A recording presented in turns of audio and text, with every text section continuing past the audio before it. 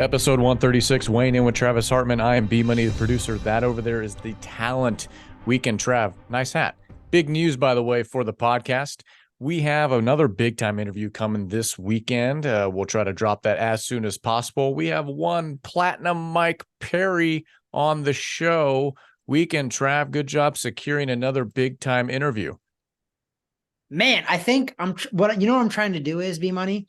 I'm trying to live up to the name you've been giving me on the lead-in with the talent. The talent. So you're getting the I'm top trying. guys. You're getting the top guys in the boxing realm when it comes to Terrence Crawford. Now you got the top guy in the bare knuckle boxing realm, one Mike Perry. So kudos to you. And we will talk about what might be one of his opponents here later on in the show.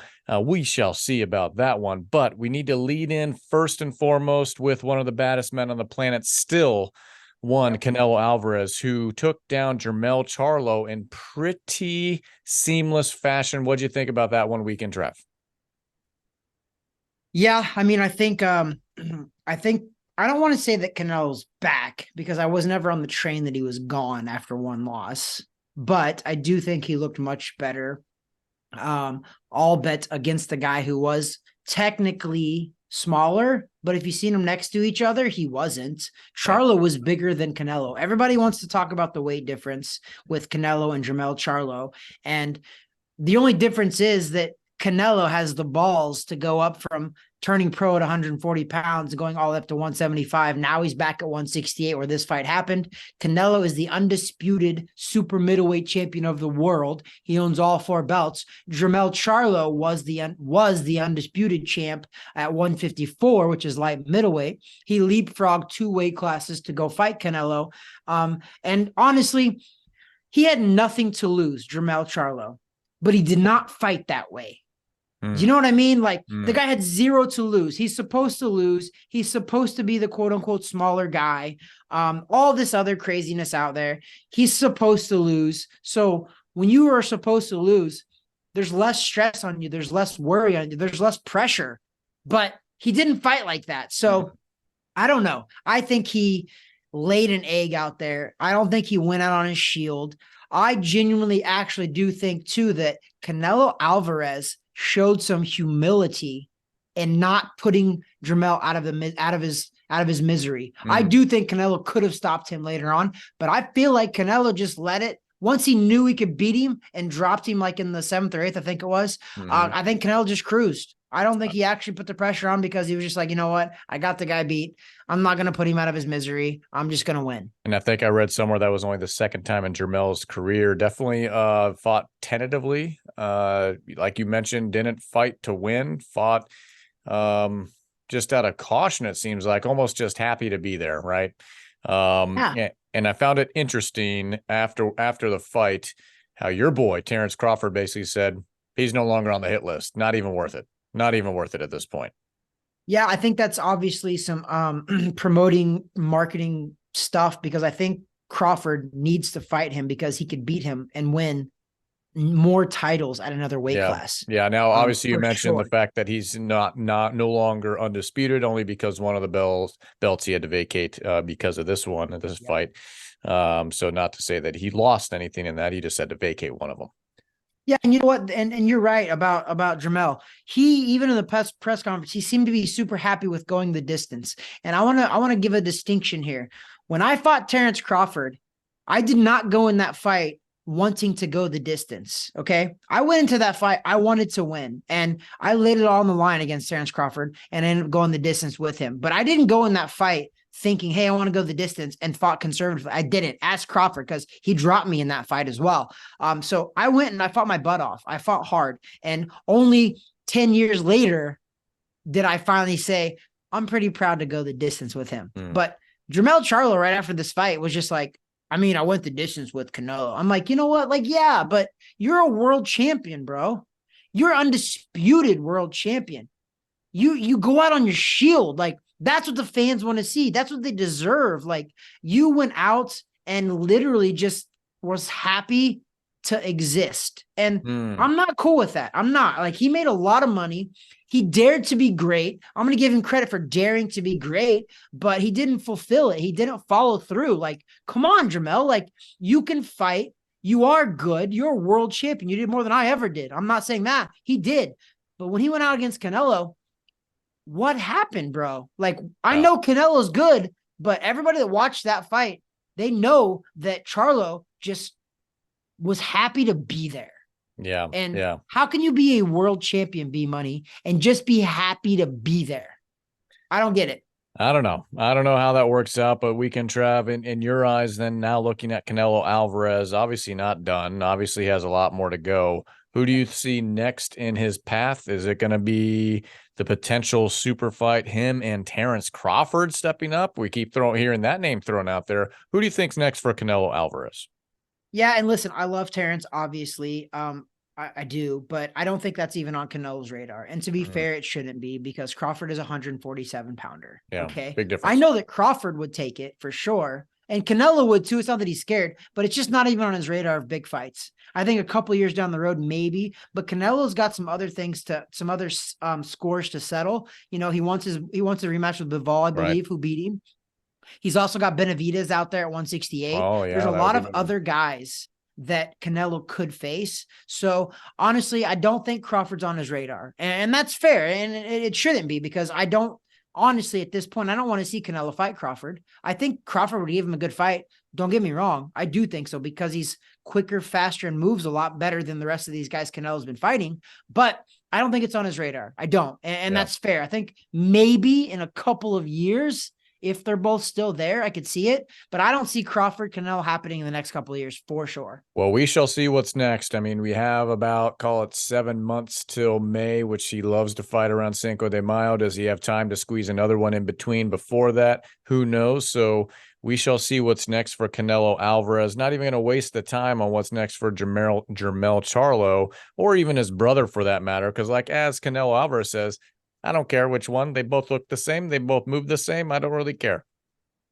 I loved Canelo at the end of the fight too. Canelo was like, they're like, who do you want to fight? Canelo was like, I'll fight anybody. He said, nobody beats this Canelo. I love Boom. that. And I Nice. do. Nice. You can have your sayings about Canelo all you want. Canelo does fight everybody. I don't care what anybody says. That guy fights everybody. Well, from one legit fighter that exudes confidence because he's deserved it to a group of guys that call themselves boxers that exude confidence as well. Weekend Trav, October 14th on DAZN. We have, I guess this is a co-main event. I don't know what it is. We have KSI taking on Tommy Fury as well as Logan Paul taking on Dylan Dennis. Maybe, or it might be the one Platinum Mike Perry, who is the fill-in for Dylan Dennis if he is a respectable scratch from this event. Who knows what's going on with that? But Weekend Trav, that's the lineup here coming up on the 14th that I think most people are kind of paying attention to in the coming days. What do you think about this one? I mean, they're billing it as two main events, not a main event and a co-main event, so it's whatever. Okay. Whatever. But Tommy Fury is fighting KSI, and it's kind of a fight that some people are paying attention to because obviously Tommy Fury just beat Jake Paul. Jake Paul and KSI have been going back and forth because KSI already fought Logan and beat Logan. So the next big thing would be, yes, the winner of Tommy Fury versus KSI maybe fights Jake Paul, but I can see B Money's face already. I'm spending too much time on that already, and I agree.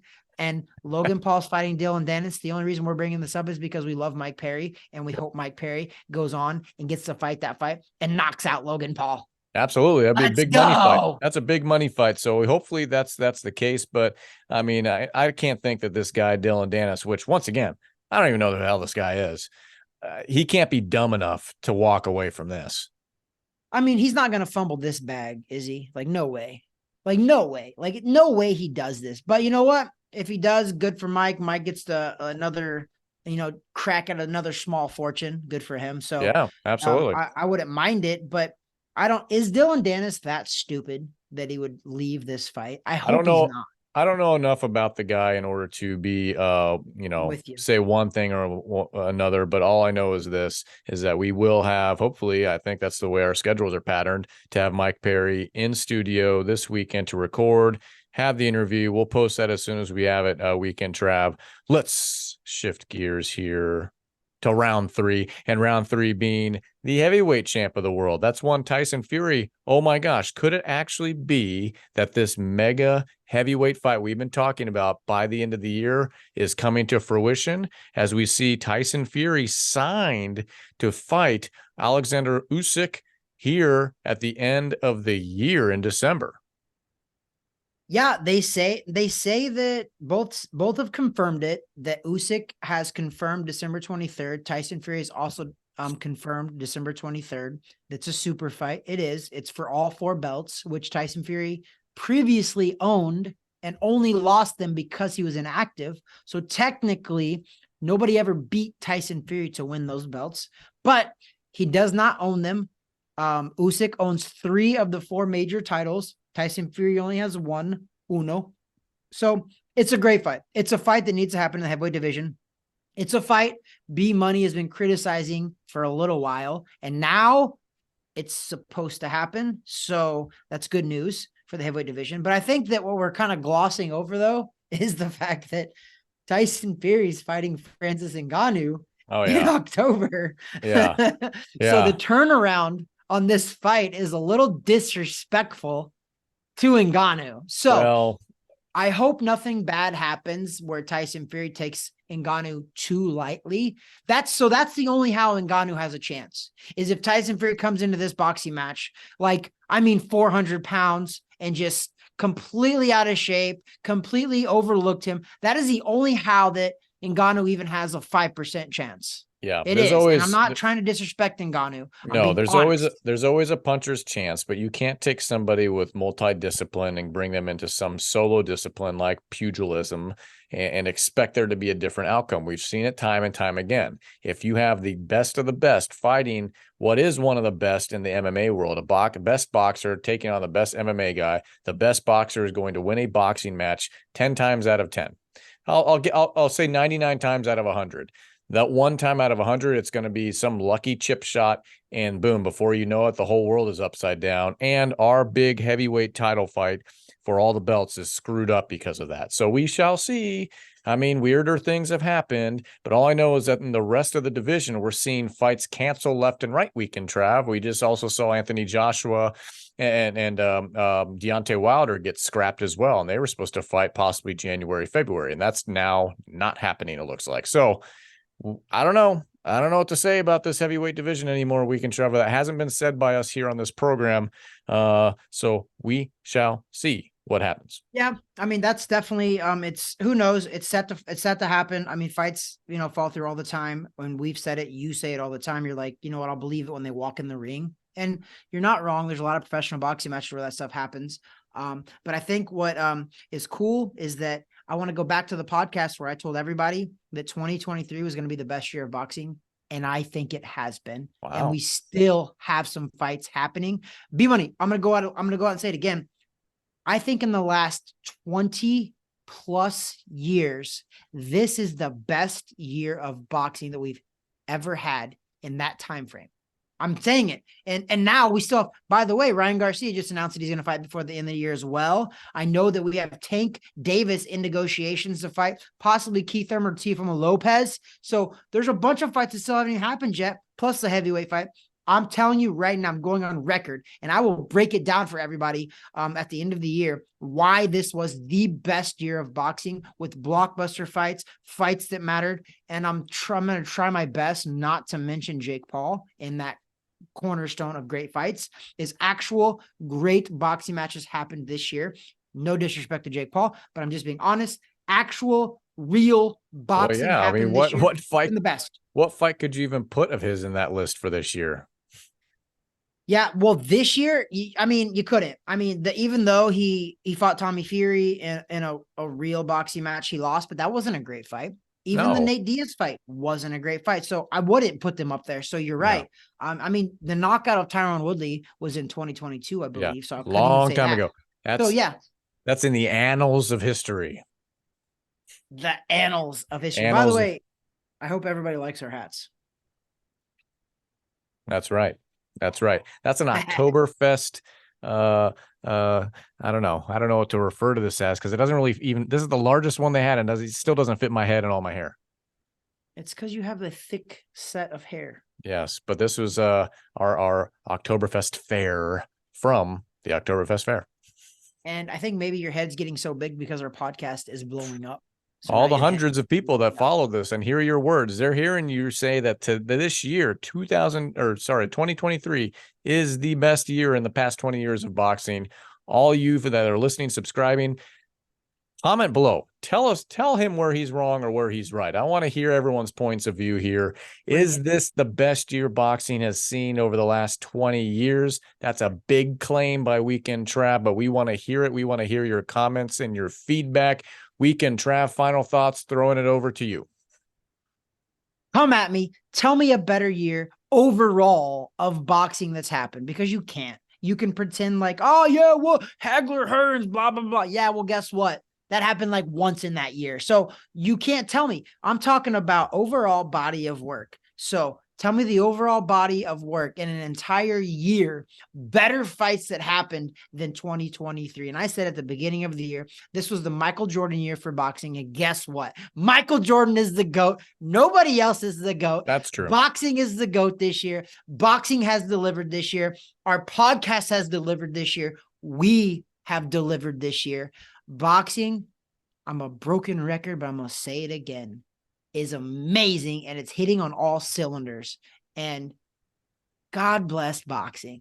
There you go. You've heard it from the man, myth, and, well, soon to be legend at some point over there. That is Weekend Trav. So on behalf of Wayne and Travis Hartman, episode 36, please do subscribe below. Hit the thumb up, like our content if you want to be notified next time we drop content, such as another interview, such as with Mike Perry, or take a look at our old interviews. We got Terrence Crawford on the list now. Crazy. So why don't you take a look at that? Hit the bell icon to be notified of any future videos. And my final comments are Prost, just like from Oktoberfest.